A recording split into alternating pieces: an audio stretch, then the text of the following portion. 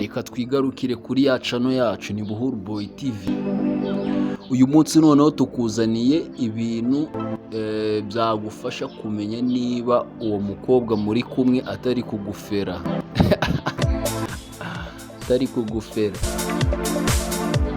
Gukundwa by'ukuri ni kimwe mu bintu by'agahebuzo umuntu ashobora kunezerwa, bishobora gutuma umuntu ashobora kunezerwa muri ubu buzima. Hari ibimenyetso bitandukanye bishobora kuguhishurira ko umukobwa yakwimariyemo ku buryo nta kabuza uramutse umuhaye umwanya wawe wakwisanga uguwe neza. Bimwe muri ibyo bimenyetso ni ibi bikurikira tugiye kukugezaho nk'uko tubikesha The Adult Man.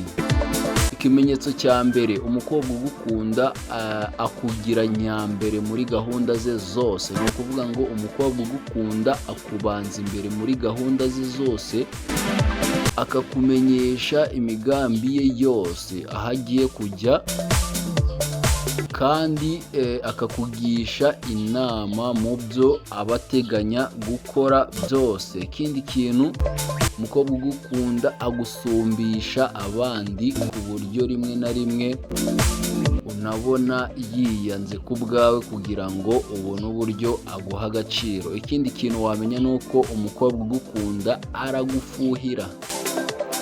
Ntabwo bikunze kubaho ko umuntu yagukunda atagufuhira, ariko iyo bigeze ku gitsina gore cyangwa se ku babebi nk'uko mubivuga, aha ho biba ibindi. Ushobora kubona bikubangamiye, ariko gufuha ni kimwe mu bimenyetso simusiga byaguhishurira ko uwo mukobwa muri kumwe cyangwa uwo mudada muri kumwe agukunda. Kuri iyi ngingo nanone uzasanga umukobwa ugukunda akunda kuvuga ko atari umuntu ufuha, ariko ugahita wumva aranavuze ati gusa icyanjye kiba ari icyanjye kabisa. Aba yumva yagorwa no kwiyakira mu gihe wahisemo undi muntu utari we. Ikindi kintu wamenya ni uko akunda kuba ari iruhande rwawe. Umukobwa ugukunda anezezwa no kukuba iruhande. Aba ashaka kumara umwanya munini imbere yawe, ari imbere yawe cyangwa se muri kumwe. Agusura kenshi kandi gashoboka, agakunda kugutumira muri gahunda ze zitandukanye. Ikindi kintu wamenya, arakumva akanakwitaho. Arakumva akanakwitaho bikakurenga kabisa, kikakurenga. Nubwo atari we nshuti yonyine uba ufite, umukobwa ugukunda uzasanga adashishikazwa cyane no kukubwira ibyerekeye ubuzima bwe, ahubwo akenshi aba ashaka guhora aguteze amatwi, ashaka kumva icyo umuganiriza, kandi akagerageza kukwitaho uko ashoboye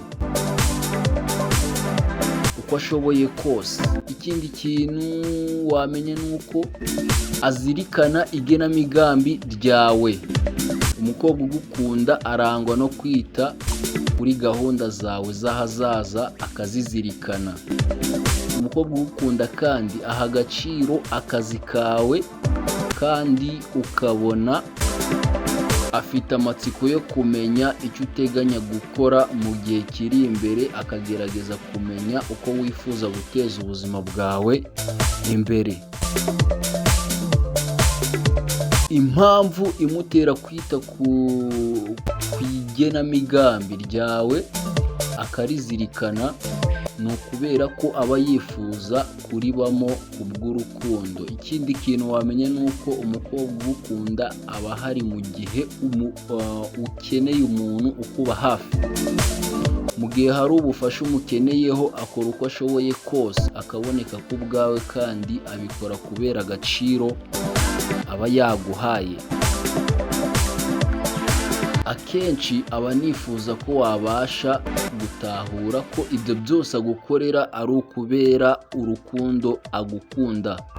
ibindi bimenyetso byagufasha gutahura niba uwo mukobwa muri kumwe agukunda fresh nuko atuma wishima akakubera inshuti magara, ukabona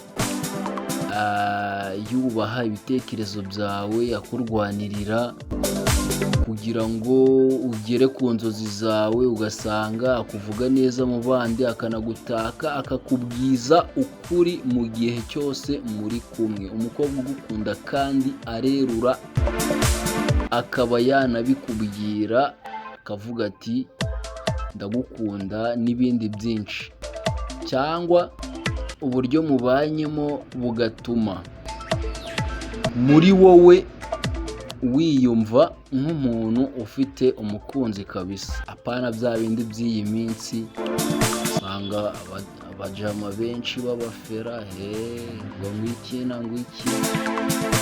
Gusa nyine nizere ko ibintu umaze kuvuga haruguru mu byumvise. Wowe ugenzure n'umuntu muri kumwe, cyane cyane niba uri umujama, niba uri umutipe, ugenzure uwo mubebe muri kumwe niba atari kugufera. Nusanga ibyo twavuze haruguru abyujuje, tujya kwa murokore wigurira akantu. Thank you bro, ndabakunda cyane. Kanda subscribe aho ngaho, ahangaha reba neza ahangaha umukara handitse subscribe. Niba warahakanze uri umuntu wa danje, niba utanarahakanze nabyo uri umuntu wa danje, ariko uraba umuntu wa danje umaze kuhakanda. Thank you.